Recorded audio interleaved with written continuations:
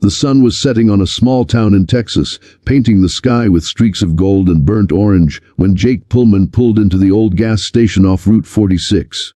He hadn't eaten all day, and his 5-year-old son Ben was already fast asleep in the back seat of their aging Ford truck.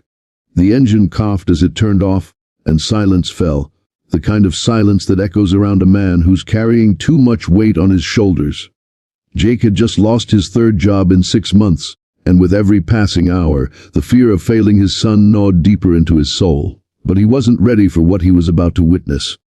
A moment so raw, so human, it would change everything he thought he knew about struggle, survival, and sacrifice.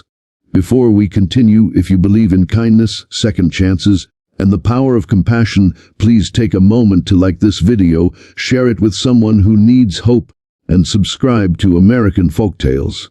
Stories like this deserve to be heard, and your support helps us tell more of them. As Jake stepped out of the truck, stretching his stiff legs and rubbing his tired eyes, he spotted them. 3 little kids, barefoot and dust-covered, standing on the edge of the gas station parking lot. Their clothes were thin and worn, clinging to their small frames like memories of better days. One girl, maybe 6 or 7, had long blonde hair tied back with a fraying ribbon. She held the hand of a younger girl who looked like she hadn't smiled in days. Beside them, a boy stood guard, his arms crossed, his jaw clenched with an expression far too old for his age. Jake's first instinct was confusion.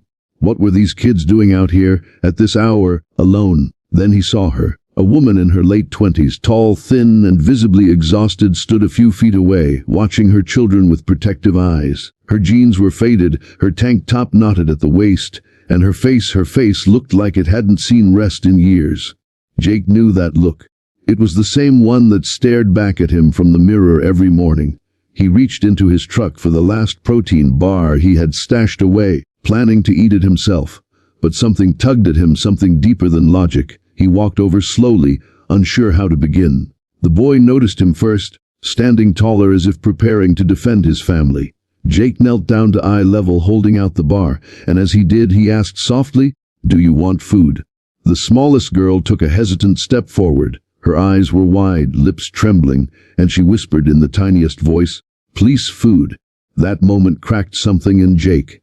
He wasn't rich, he wasn't even okay, but somehow he couldn't walk away. He turned to the woman, who met his gaze with a mixture of pride and desperation.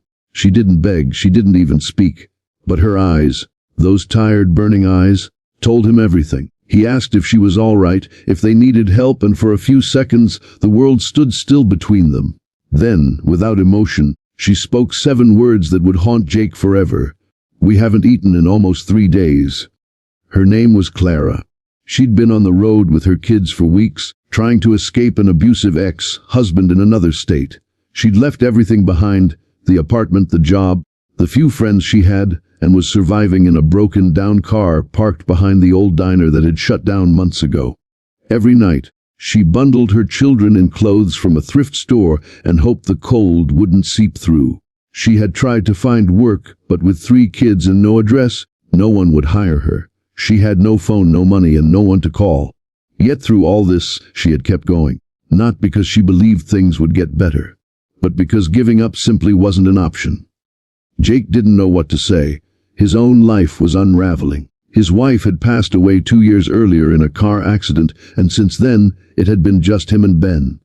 He had tried everything to be both mother and father, provider and protector. He had lost jobs, moved towns, chased opportunity after opportunity that slipped through his fingers like sand.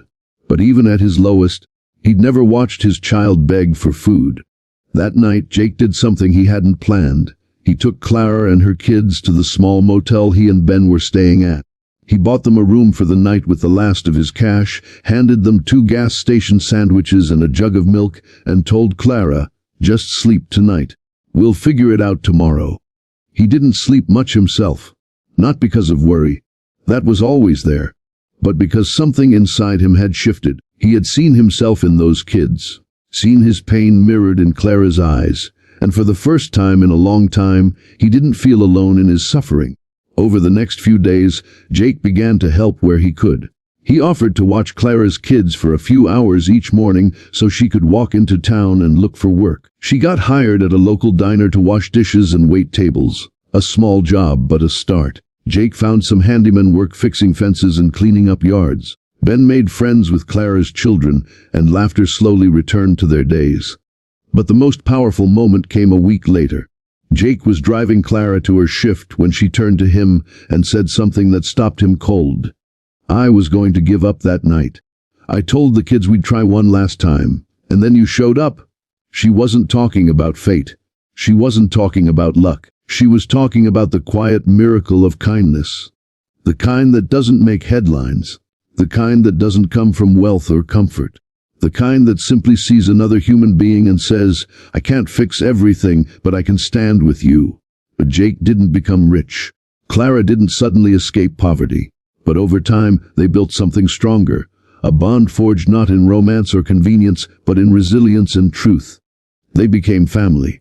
Two broken people who didn't heal each other, but helped each other survive long enough to start healing on their own.